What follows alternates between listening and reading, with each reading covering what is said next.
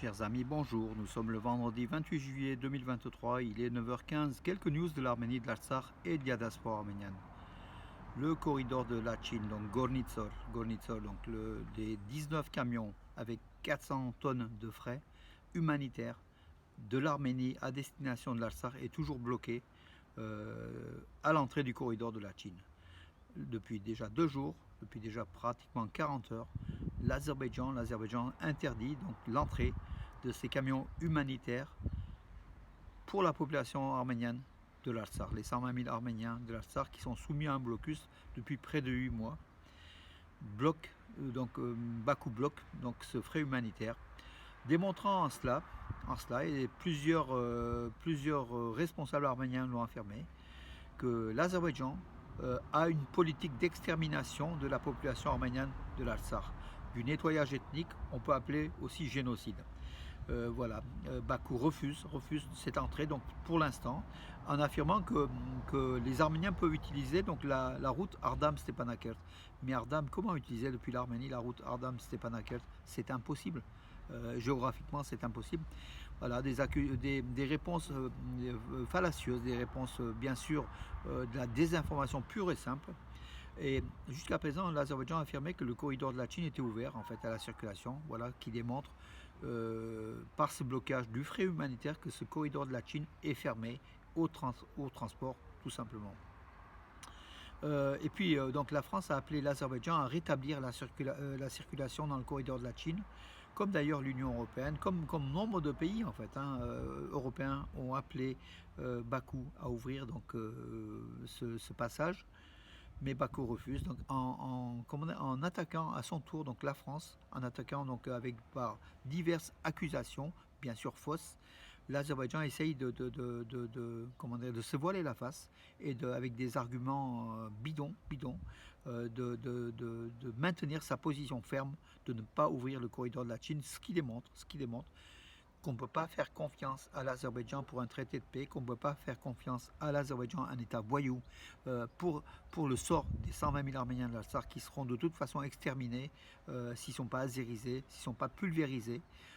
Voilà ce qu'attend donc le sort des Arméniens, on le sait maintenant, avec cette fermeté de Bakou face à un frais humanitaire qui ne passe pas. Bakou a montré son vrai visage, qu'on devinait d'ailleurs, mais là c'est la preuve éclatante.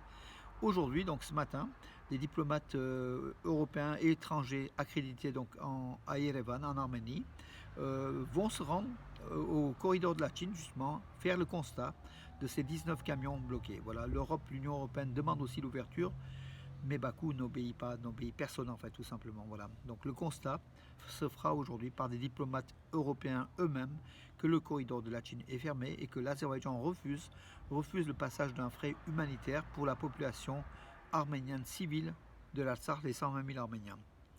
Voilà la situation qui est quand même très très difficile. Voilà, les troupes. Donc nous attendons toujours les réponses des troupes russes de maintien de la paix, affirme l'ambassadeur d'Arménie aux affaires spéciales, Edmond Marouchian, à Gornitsor même.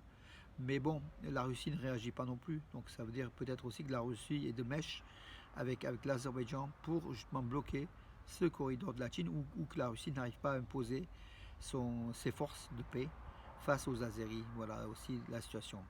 L'ambassadrice d'Arménie de France en Azerbaïdjan à Bakou a soutenu la déclaration de Joseph Borrell, le ministre des Affaires étrangères de l'Europe en fait, concernant les responsabilités de Bakou dans le corridor de Lachin et la demande d'ouverture immédiate de ce corridor de Lachin.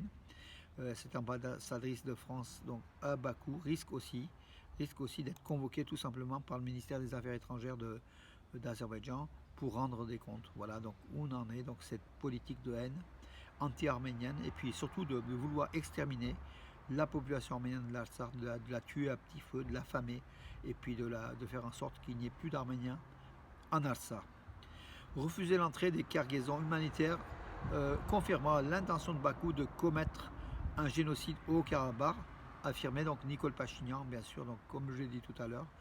Les 19 camions sont ce matin toujours dans l'attente d'une entrée,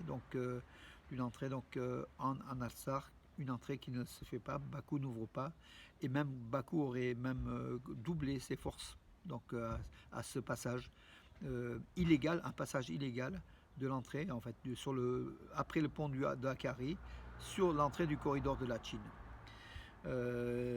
Voilà mes amis, donc on va attendre donc, dans les heures qui viennent ce qui se passe. De toute façon, de notre côté, on alerte, on fait pareil, donc on lutte, on en parle. Il ne faut pas que, comment dirais-je, ces Arméniens de l'Artsakh soient oubliés.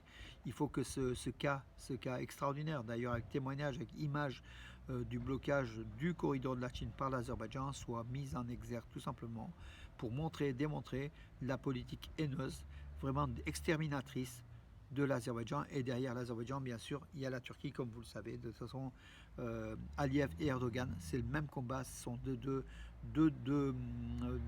tyrans qui essayent d'exterminer le peuple arménien du Sud-Caucase et faire disparaître l'Artsakh d'abord, ensuite l'Arménie.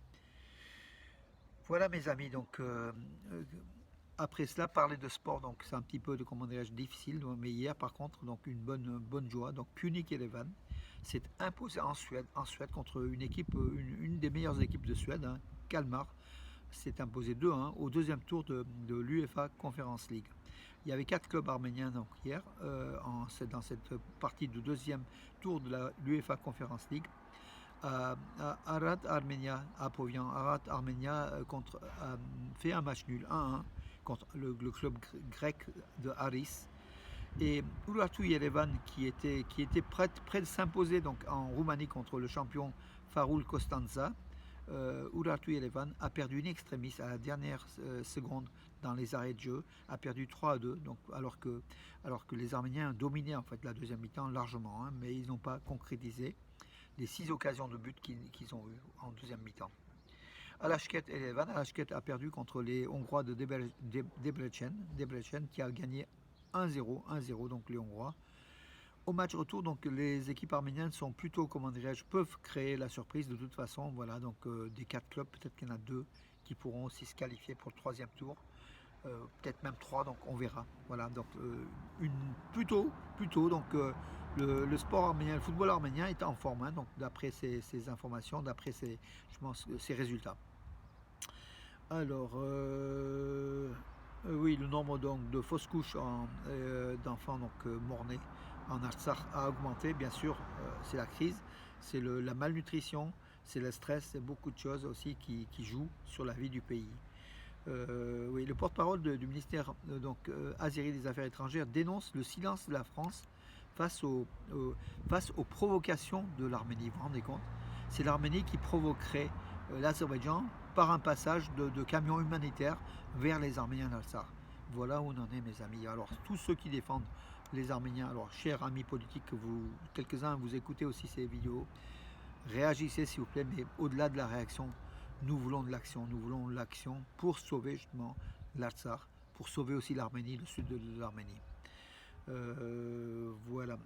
Écoutez, donc j'en ai fait le tour. Oui, ben écoutez, pour aujourd'hui, on va s'arrêter à ce corridor de la Chine. C'est bien le point chaud qui inquiète tous les Arméniens de la planète.